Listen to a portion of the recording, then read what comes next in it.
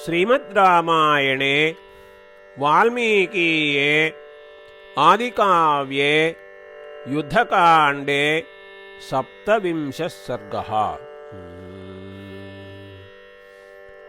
तांस्तु तेऽहं प्रवक्ष्यामि प्रेक्षमाणस्य यूथपान् राघवार्थे पराक्रान्ताः ये न रक्षन्ति जीवितम्। स्निग्धा यस्य बहुव्यामाः वालालाङ्गूलमाश्रिताः ताम्राः पीताः सिताः श्वेताः प्रकीर्णा घोरकर्मणः प्रगृहीताः प्रकाशन्ते सूर्यस्येव मरीचयः पृथिव्यां चानुकृष्यन्ते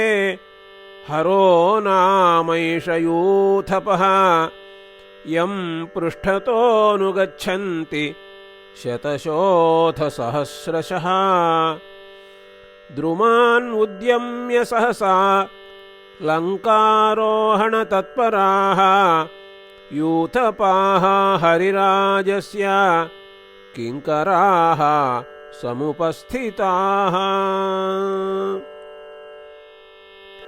नीलानिव महामेघान्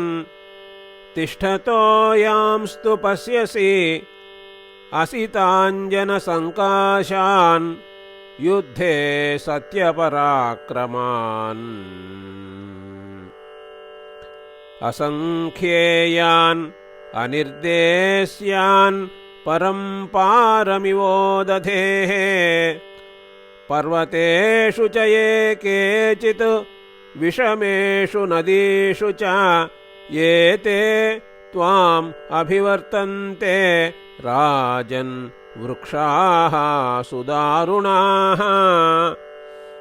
येषां मध्ये स्थितो राजन् भीमाक्षो भीमदर्शनः पर्जन्य इव जीमूतैः समन्तात् परिवारितः। रुक्षवन्तं गिरिश्रेष्ठम् अध्यास्ते नर्मदां पिबन् सर्ववृक्षाणाम् अधिपतिः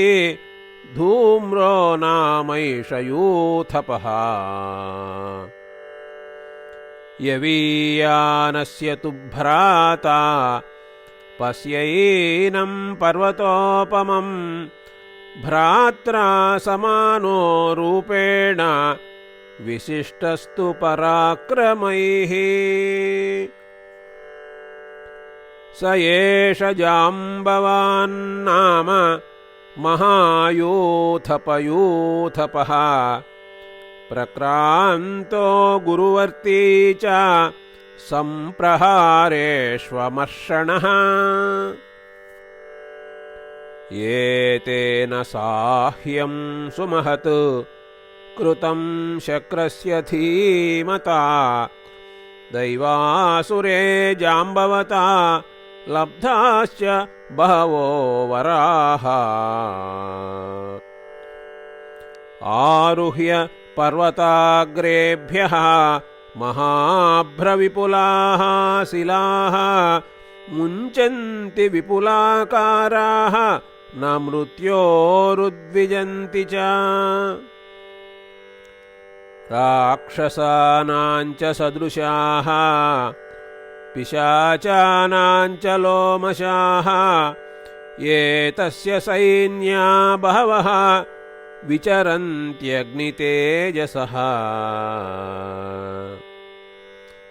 यं त्वेनमभिसंरब्धम् प्लवमानमिव स्थितं प्रेक्षन्ते वानराः सर्वे स्थिता यूथपयूथपम् येष राजन् सहस्राक्षम् पर्युपास्ते हरीश्वरः बलेन बलसम्पन्नः दम्भो नामैष यूथपः यः स्थितं योजने शैलं गच्छन् पार्श्वेन सेवते ऊर्ध्वं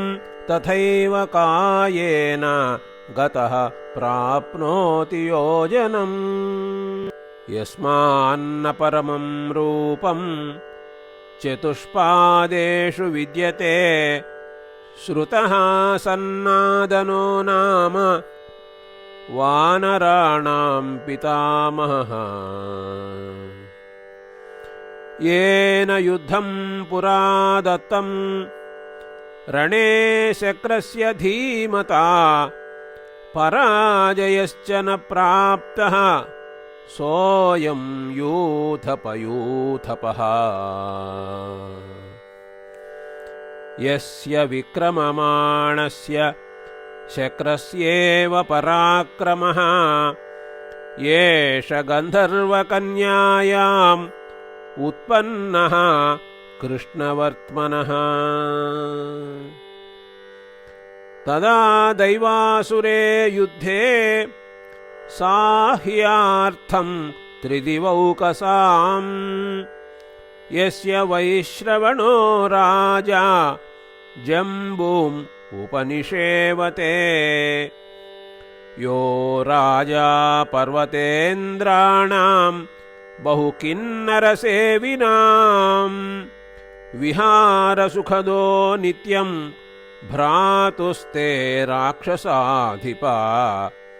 तत्रैष वसति श्रीमान् बलवान् वानरर्षभः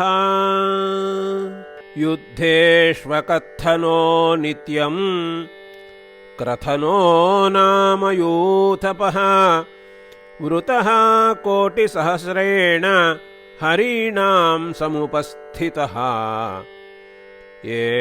एषैवाशंसते लङ्कां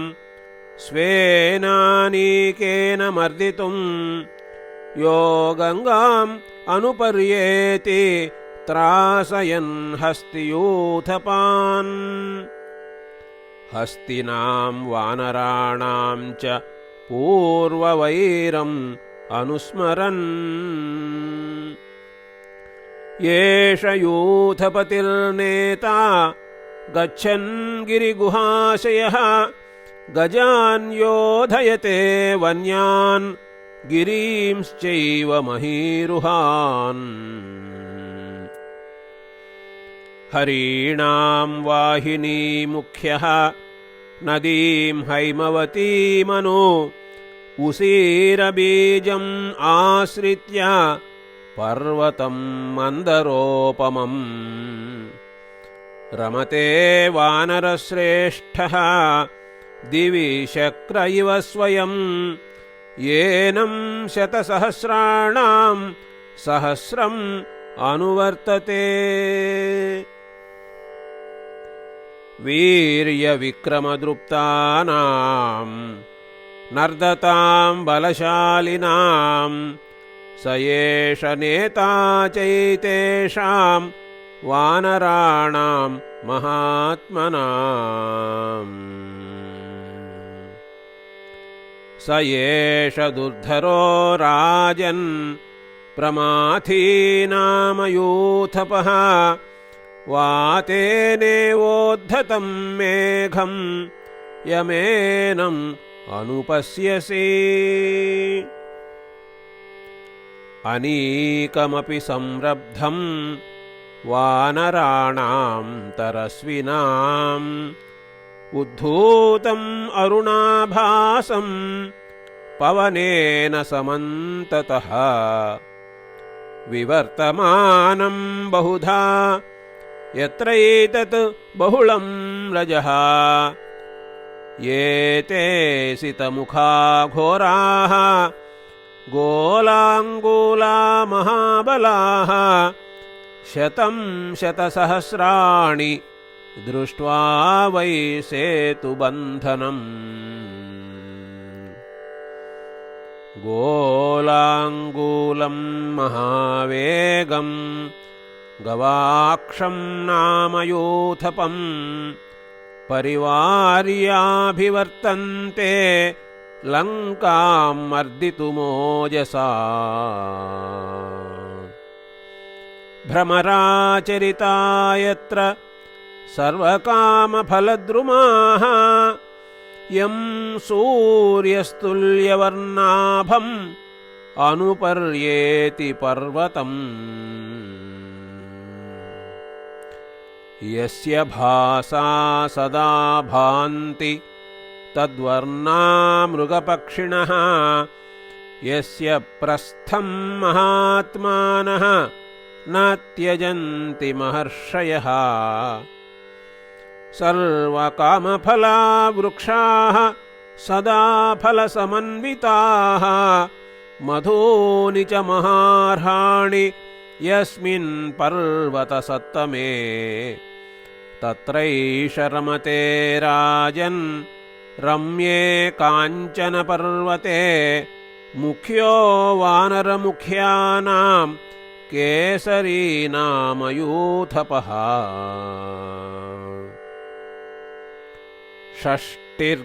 षष्टिर्गिरिसहस्राणां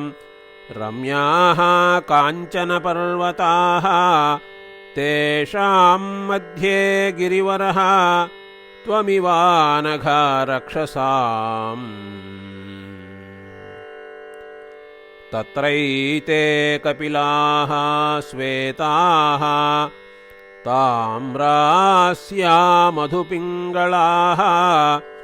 निवसन्त्युत्तमगिरौ तीक्ष्णदंष्ट्रानखायुधाः सिंहा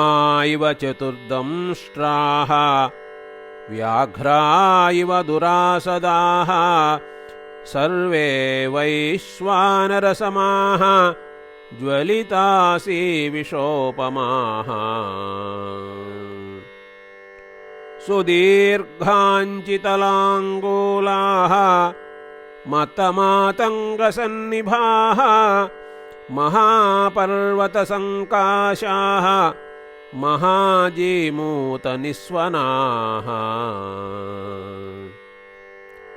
वृत्तपिङ्गळरक्ताक्षाः भीमगतिस्वराः मर्दयन्तीव ते सर्वे तस्थुः लङ्कां समीक्ष्यते एष्य चैषाम् अधिपतिः मध्ये तिष्ठति वीर्यवान् जयार्थी नित्यमादित्यम् उपतिष्ठति बुद्धिमान् नाम्ना पृथिव्यां विख्यातः राजन् शतवलीति यः एषैवाशंसते लङ्कां स्वेनानीकेन मर्दितुम् विक्रान्तो बलवान् शूरः पौरुषे स्वे व्यवस्थितः रामप्रियार्थं प्राणानां दयां न कुरुते हरिः गजो गवाक्षो गवयः नलो नीलश्च वानरः एकैक एव यूथानां कोटिभिः दशभिर्वृतः तथान्ये वानरश्रेष्ठाः विन्ध्यपर्वतवासिनः न शक्यन्ते बहुत्वात्तु सङ्ख्यातुं लघुविक्रमाः सर्वे महाराज महाप्रभावाः सर्वे महाशैलनिकाशकायाः सर्वे समर्थाः पृथिवीं क्षणेन कर्तुं प्रविध्वस्तविकीर्णशैलाम् इति आर्षे श्रीमद्रामायणे वाल्मीकीये आदिकाव्ये युद्धकाण्डे 17 सर्गः।